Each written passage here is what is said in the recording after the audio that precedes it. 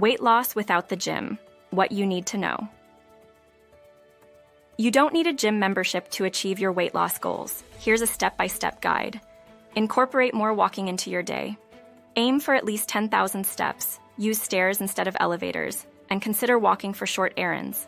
Try home workouts. Use online videos for guidance on body weight exercises like squats, lunges, and push-ups. Get into high-intensity interval training, HIIT, at home. Short bursts of intense exercise followed by rest periods can be highly effective. Use everyday objects as workout equipment. A chair for step-ups, a towel for resistance exercises, or a backpack filled with books for weightlifting. Stay consistent. Dedicate specific times for your workouts and stick to them. Focus on nutrition. Remember, weight loss is about 80% what you eat and 20% how you move.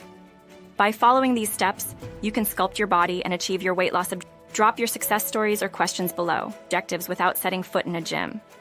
If you found these tips helpful, hit that like button, share with friends, and subscribe for more health hacks.